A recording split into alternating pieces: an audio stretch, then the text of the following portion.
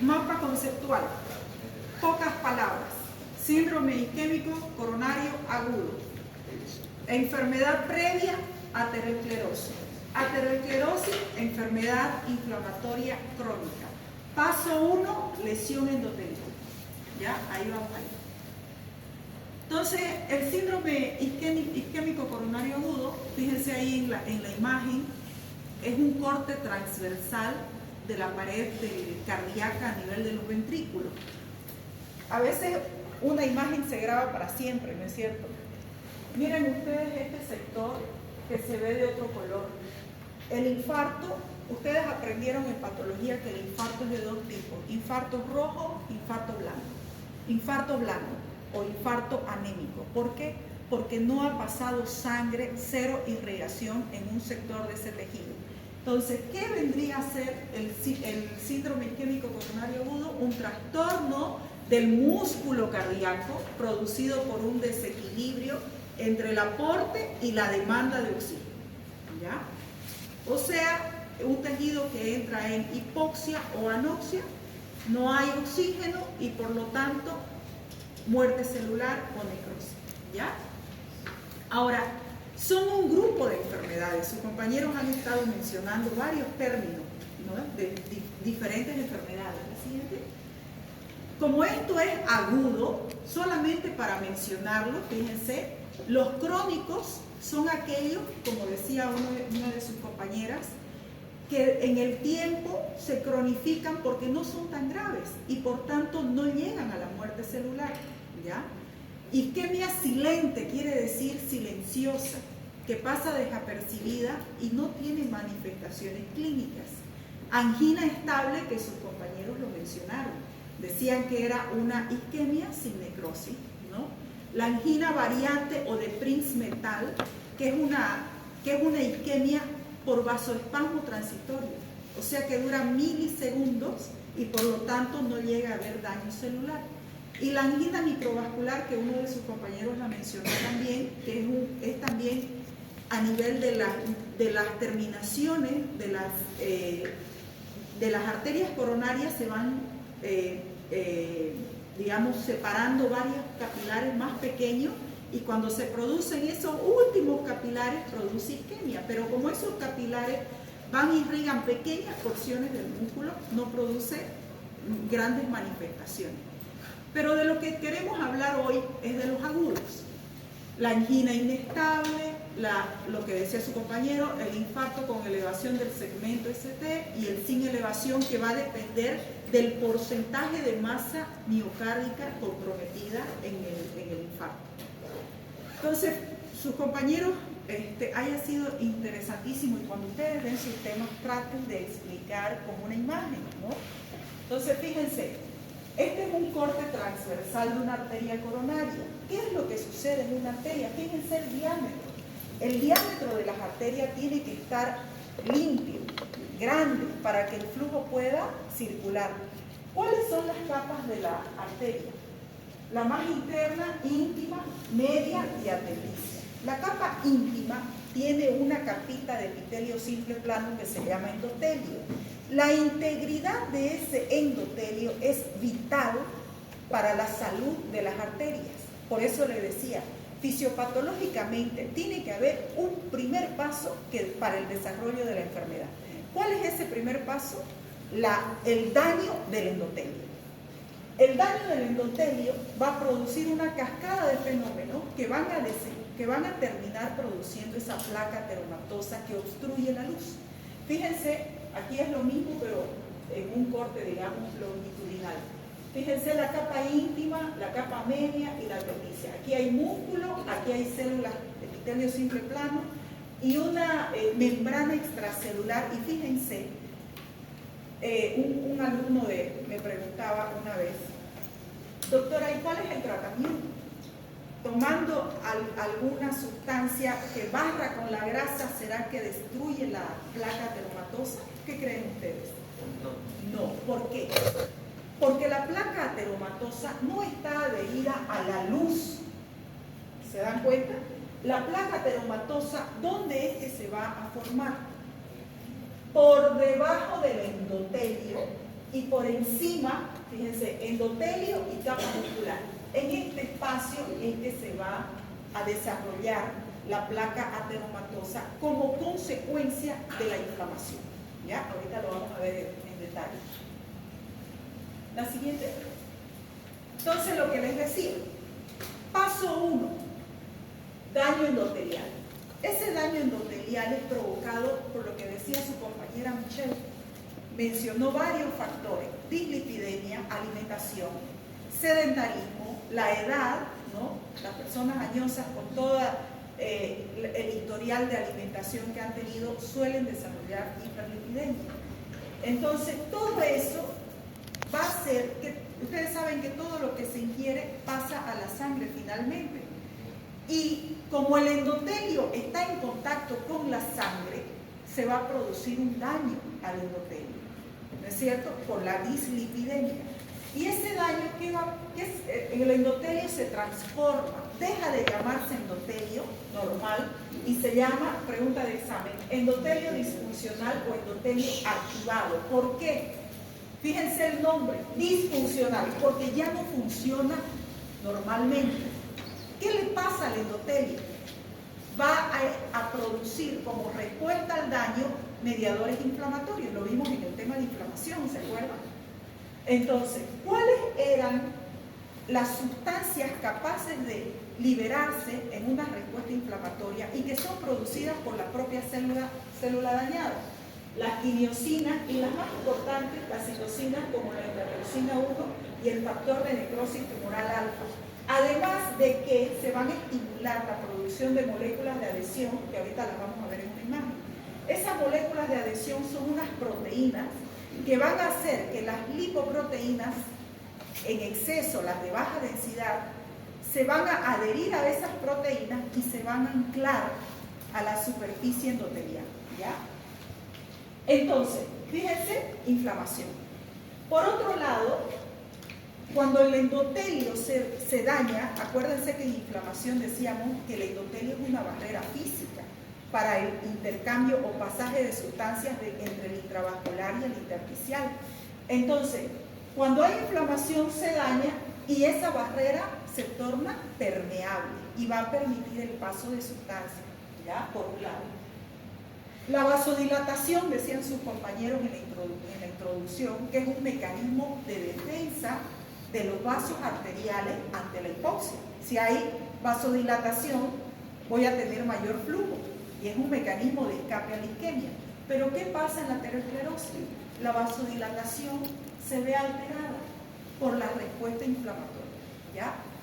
Y el otro es la que hay una reducción y es por una reducción de síntesis de óxido nítrico, que ustedes ya saben que es el vasodilatador más potente. Y además de que se hace susceptible a la trombosis. Acuérdense que los eventos tromboembólicos van a depender de la integridad del endotelio. Una vez que el endotelio está dañado, se van a empezar a liberar mediadores de la trombosis. Entonces, todos estos daños, esta inflamación va a facilitar el ingreso de las lipoproteínas de baja densidad desde el espacio intravascular hasta el espesor de la pared arterial. Lo vamos a ver ahorita en una imagen.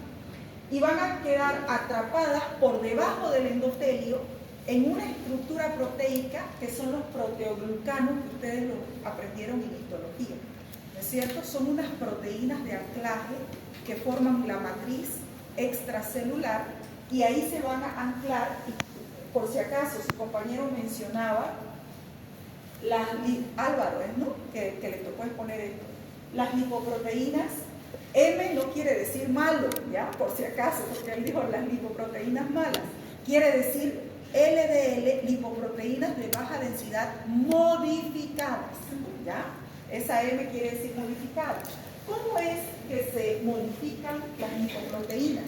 Una vez que estas lipoproteínas de baja densidad pasan a través del endotelio a la pared, al espesor de la pared del vaso, van a estar expuestas a una serie de sustancias que las van a modificar desde el punto de vista químico.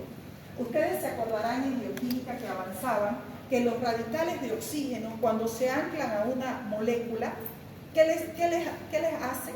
Si una molécula de oxígeno se ancla a otra molécula, se llama oxidación. Entonces, si se oxida, se modifica, ¿no es cierto? Porque está captando una molécula de oxígeno. Y si sucede la glucosilación, la lipoproteína se queda glucada, o sea, cambian estructuralmente, y el LDL modificado es altamente inmunogénico. ¿Qué quiere decir eso? Que promueve la respuesta inflamatoria. Fíjense entonces, daño endotelial, inflamación, modificación de las lipoproteínas de baja densidad, igual a inflamación. Entonces fíjense que hay un círculo vicioso inflamatorio en el paso inicial de la formación de la aterosclerosis. ¿Ya? Ahora lo vamos a ver mismo en una imagen. La siguiente. Fíjense lo que les decía. Imagínense, este es el esquema de un vaso. Esta es la íntima y aquí está la capa muscular.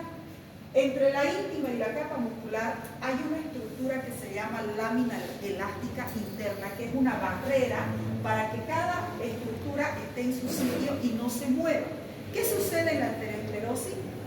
Se mueve, como decía su compañero. Hay cambios estructurales que van a hacer que se forme esta placa.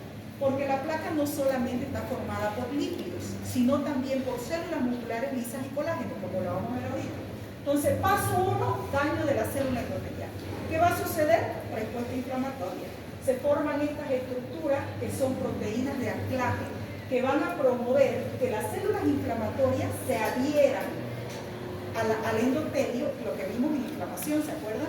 Y traspasen a través de las células endoteliales hasta la matriz formada por los proteoglucanos, ¿ya? Ahí van a aparecer células inflamatorias. ¿Cuáles? Linfocitos y monocitos, ¿ya? Esos monocitos, su compañero lo explicó, los monocitos también van a llegar y van a empezar a digerir. Acuérdense del sistema fagocítico mononuclear del sistema inmunológico. ¿Cuál es la función? Fagocitar todo lo que sea malo en el organismo. Entonces, tenemos el LDL modificado, identificado como algo externo y dañino. El sistema fagocítico mononuclear, a través de los monocitos, lo va a fagocitar, lo va a englobar y va a formar las células escumosas. Y esas células escumosas se van a agregar unas con otras y se va a formar la parte inicial de la aterosclerosis, que es el núcleo graso. Hasta este momento solamente hay grasa, ¿ya? Hasta aquí solo hay grasa. Vamos a la siguiente. Fíjense, histológicamente se ve así y macroscópicamente se ve así. Fíjense el color del corazón, como está bien integrado, el músculo cardíaco todo. ¿Qué será esto amarillo aquí? Es grasa. El núcleo o la base inicial que se llama estría grasa. ¿Ya? Este es el paso 1 de la formación de la aterosclerosis. Histológicamente, ¿cómo se ve? Fíjense aquí, el endotelio, y aquí se ha empezado a formar la placa que está engrosando. Fíjense el grosor normal del vaso coronario, y fíjense acá cómo empieza a engrosarse. Ahora, ¿qué es interesantísimo estudiar de esto? Que al comienzo ese engrosamiento es extrínseco. Su compañero así lo mencionó rapidito. Extrínseco quiere decir que no va a alterar el diámetro de la luz del vaso inicialmente, pero con el progreso de la enfermedad, como se van adhiriendo otras sustancias que ahorita vamos a ver, se va a formar una barrera que sus compañeros lo mencionaban, que es esa capa fibrosa que envuelve ese núcleo de grasa, y ahora sí va a empezar a obstruir la luz del vaso. ¿Ya? A la siguiente. Entonces, esas estrías grasas, fíjense, a su vez van a perpetuar la respuesta inflamatoria, porque esos mismos macrófagos empiezan a liberar interleucina 1, factor de necrosis tumoral alfa, que otra vez daña el endotelio. Fíjense cómo es un círculo vicioso de inflamación. El endotelio se activa y libera, lo que decía su compañero, factor de crecimiento derivado de plaquetas, que va a su vez estimular a las células que están más abajo, las musculares lisas, Y estas células que no deberían moverse, porque están separadas por esa lámina elástica interna que la ven aquí, fíjense, la imagen, esta es la capa media, esta es la adventicia, y estas células musculares lisas no tendrían por qué migrar, pero como se empieza a producir esos mediadores químicos, las células musculares lisas empiezan a migrar desde su sitio hacia la matriz de proteoglucanos a través de, o gracias, mejor dicho, a la función de unas metaloproteasas que van a destruir esa lámina elástica. Y como ya no hay la barrera física, ellas migran. Una vez que migran fuera de su sitio anatómico inicial, van a empezar a producir colágeno. Ese es un tipo de proteína que le va a dar dureza a esa placa. Por eso es que la placa es dura, no es solamente grasa, sino que también tiene colágeno y las propias células musculares lisas. Entonces, de estría grasa, que era el paso 1, ahora vamos a tener una placa ateromatosa fibrosa, porque tiene otra composición histológica, que nosotros vamos a llamar ateroma. Esta es una placa madura. Y esta placa sí va a obstruir la luz del vaso. ¿Se dan cuenta? O sea que si yo en el examen les pregunto, ¿la estría grasa obstruye la luz del vaso? ¿Falso o verdadero? Falso. Es el ateroma cuando está completamente maduro, con una capa fibrosa que lo va a envolver, ahorita lo vamos a ver en una imagen, por su estructura obstruye la luz del vaso. ¿Ya? ¿Cómo está formada? Pregunta de examen. Por una cubierta o una estructura periférica de matriz extracelular, que ustedes ya saben que hay ahí colágeno, hay células musculares lisas, y un núcleo central a base de lípidos que han sufrido necrosis y por tanto ya no hay macrófagos. Fíjense, en el inicio estaban los macrófagos, pero al final sufren muerte por apoptosis. ¿Saben qué es la apoptosis, no? Es la muerte celular programada. Entonces eso va a ser un tejido blando necrótico. Y entonces es por eso que a veces esas placas de ateroma suelen sufrir hemorragias dentro de su estructura. Puede haber hemorragia dentro de una placa que empeora la obstrucción del vaso, puede haber. ¿Ya? Vamos a la siguiente. Aquí está, fíjense. Fíjense el espesor normal de la pared. ¿Y qué pasó acá? Se engrosó, ¿no es cierto? Aquí tenemos la íntima, de adentro hacia afuera. Aquí está, fíjense, la placa ateromatosa. El núcleo central destruido por la apoptosis, por la necrosis, y rodeado de una capa fibrosa. ¿Ya? Esto que ven aquí ustedes en azul es una particularidad que tienen las arterias. Las arterias con el envejecimiento, que no está descrito en su literatura, nadie lo mencionó, es la calcificación. Con el envejecimiento, las arterias suelen calcificarse y eso va a empeorar todavía más la enfermedad aterosclerótica. ¿Se dan cuenta, no? Entonces, ¿cuál va a ser el resultado final? La obstrucción de la luz. A menor diámetro, menor flujo. Sus compañeros hablaban de vasodilatación. Pregunta de examen, yo les pregunto. En una arteria que ha sufrido aterosclerosis, hay un mecanismo de adaptación para mejorar la oxigenación. Se llama vasodilatación. ¿Falso o verdadero? Falso. ¿Por qué? Porque en la respuesta inflamatoria, en el daño endotelial, habíamos dicho que si la célula endotelial se lesiona, ya no produce óxido nítrico. Y por tanto, los vasos enfermos pierden la capacidad de vasodilatarse. ¿Se dan cuenta?